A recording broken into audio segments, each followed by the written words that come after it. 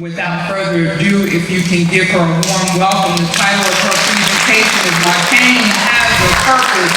Shanaka Martin, My Pain Has a Purpose.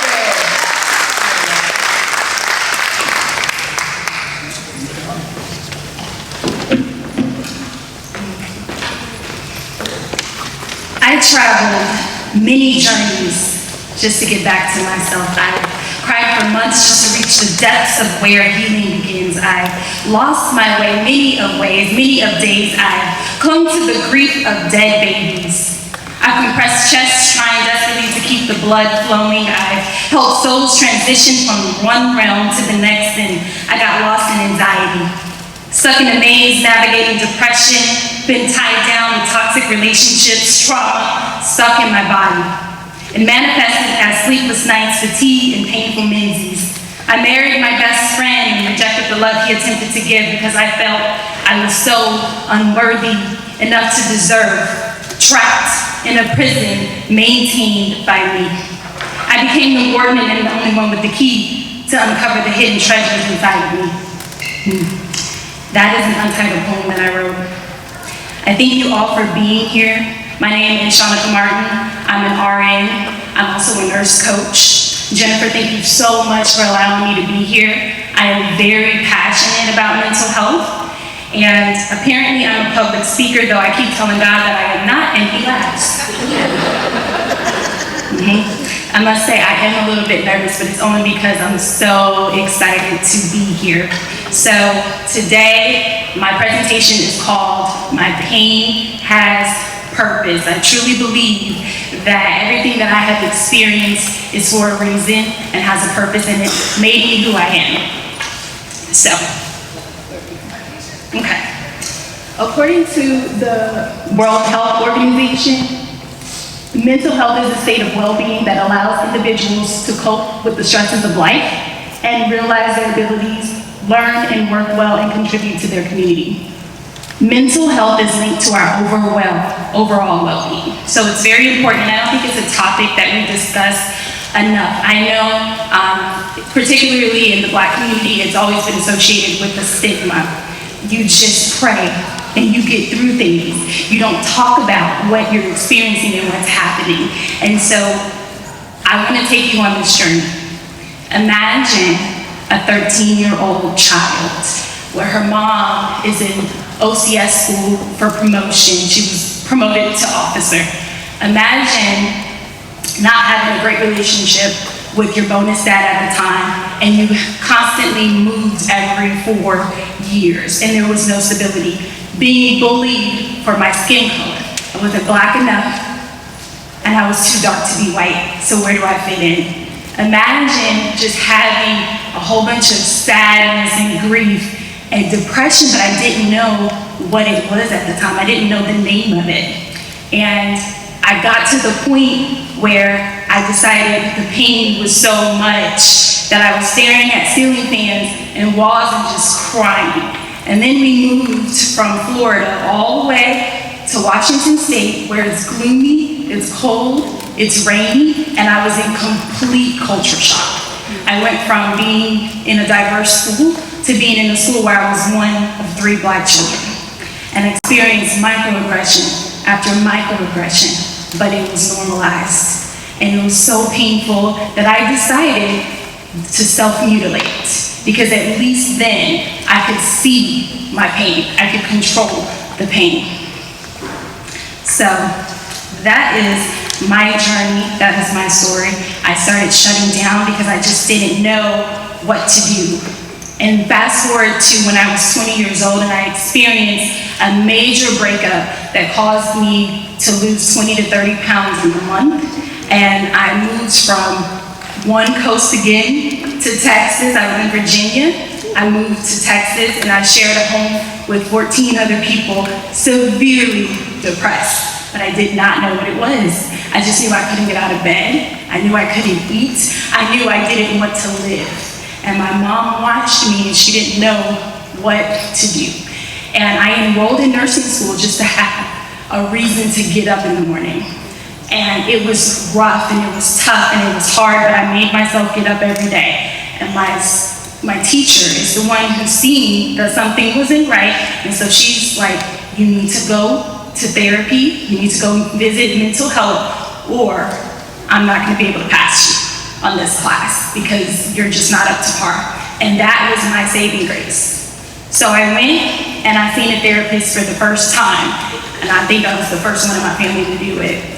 Fast forward, graduated from TCU, and I became a nurse. And my first experience with the panic attack was at work. I was taking care of my patients, and I had a hard day that day. If you know anything about nursing, we're understaffed, we're overworked, and we don't a lot of times have what we need. I had a patient that day that was basically diagnosed with terminal cancer, and it sent me over the edge. And I remember going into the bathroom and hyperventilating. Never happened to me before, didn't know what it was, couldn't get my breath. I had to call one of my best friends. She came and she grounded me. We went downstairs, and I remember she grounded me and helped me to breathe. And she told me, you take on too much and you're not processing. And that sat with me. So I went to our social worker on the floor and I asked him, can you please print out a sheet of therapists? And I went. And that was the first time that I was diagnosed with depression and anxiety. Before that, I didn't know what I was dealing with. From 13 to 25, no idea. Mental health is a basic human right, and there's such a huge stigma attached to it. Mental health can be impacted by social, economical, geographical, and environmental factors. Anxiety, and I'm just going to talk about the ones that I've actually been diagnosed with, because there's just a plethora of them and we'd be here all day to break each of them down. So anxiety, which is a group of mental disorders that are characterized by anxiety and fear. And generalized anxiety disorder, panic disorder, and social anxiety are all big ones. I know that after COVID, a lot of people have experienced social anxiety because we're used to being home and away from people, so being around a lot of people and environments can be very scary and very triggering. Anxiety impacts females more than it impacts males. It's also something that can just hit you at any moment in any given time. Some of the things that you can do, or some of the things that I have learned how to do, include cognitive behavioral therapy, talk therapy, mindfulness, and meditation, and grounding. And when I say grounding, I mean like going outside and getting your hands and your feet in soil. Sometimes you can shock your system if you're having a panic attack by grabbing some ice, and it completely shocks your system to get out of the fight or flight response. And you can do some breath work. Breath work is also helpful. Depression is another, and depression is just feelings of, it's like deep, immense feelings of sadness, not being able to be interested in doing what you're normally used to doing, and it lasts for more than 2 weeks at a time. It's completely different from grief. It's long-term and impacting, and it can be very debilitating. I was in my late 20s when I first experienced a PTSD episode. I was scared. I did not want to be diagnosed with PTSD. I had been in a relationship with someone who had PTSD, who was a vet. It was a very scary time. He would sometimes wake up in the middle of the night, and I have to like watch out because he'd be ready to swing or like choke me or something like that. And so I think that I did develop PTSD from that relationship, but also from being a nurse, because grief, because constantly being around sick people and helping them transition. So I won't go too far into PTSD because I know we have somebody else that's going to speak on it. But I was in denial. I did not want to be diagnosed with it, and it was very debilitating. And symptoms can include that I recently had a PTSD episode like a month ago where you don't want to get out of bed. You can't get out of bed. Doing basic things like eating or showering, it's not happening. Just me logging onto work exhausted me. And so what I have done to help me is create a support system My support system includes who I call my tribe. And these are people, loved ones, family members, friends that I can go to and say, hey, I'm not feeling good. Can you encourage me? Can you check on me? I have a therapist and I have a psychiatrist because I decided that getting on medication was necessary for me after over 2 decades of fighting unmedicated. And that's everyone's individual decision if that's something that they want to do, but it was mine. And it's been the best thing that I could do because it helps me to be mellow and it helps me to be able to process and bounce back from things faster than I normally would. So one of the hardest things to do is when you're in an episode is picking up the phone and calling the therapist and calling the psychiatrist and saying, hey, I need to get in today, this is an emergency, but it's necessary. They fit me in, I get it done, because what I want to do is crawl up in a ball and just be in the dark and just shrivel. But, you know, can't do that because I know the cost of it. Can't numb myself because when you numb the bad, you also numb the good. So these are the different tools that I use to help me to overcome. Mindfulness, I don't know if you're familiar with that, but that's basically just being self-aware and focusing on whatever it is that you're doing. If you're taking a walk, you're paying attention to the birds chirping and the sun kisses and the wind. If you're eating, you're paying attention to how the food tastes. Grounding work, like I mentioned earlier, getting your hands in the soil. Meditation, I try to make that a daily practice where in the mornings I wake up and I have my quiet time, just me and my God, and we sit and we talk, and I have sound bowls and I use sound.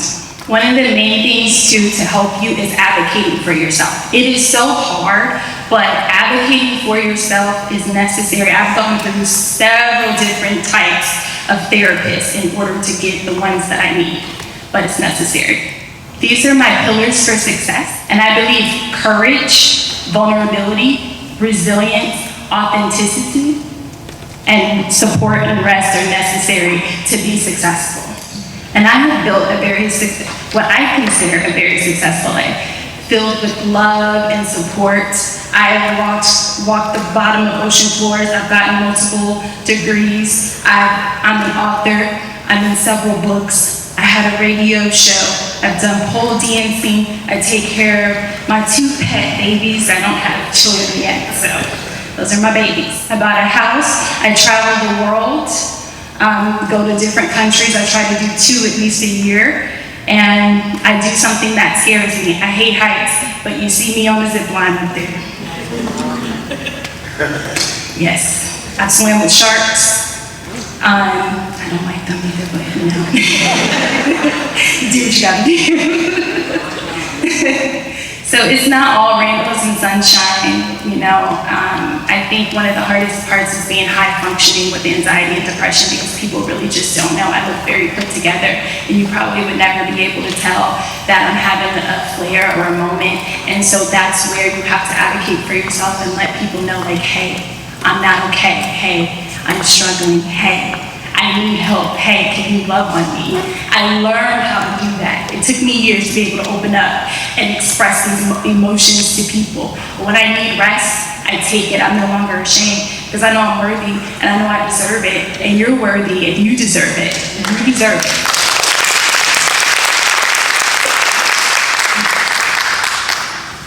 So though it's not all rainbows and sunshine, it's not all darkness and sadness either. There are great moments. Life is to be lived, not just exist. If you can go to the next slide. These are some quotes that have helped me. One of my favorites is, do it the messy way. Do it the messy way. Get it done. I have like this whole, you know, perfectionism thing that I'm like working through. And it's just like, just get up there and do it. If you fumble, okay, it's fine. Get it done. Another one is be who you are becoming. Be who you are becoming. I am not who I want to be yet, but I am being who I'm becoming. I'm not who I used to be. This is progress. You're looking at progress. Perfection is not the goal. I have to remind myself that all the time. I literally write these messages to myself on a mirror that says, I am worthy of love. I am worthy to shine bright. I deserve happiness. I deserve peace. I deserve to be here. Amen?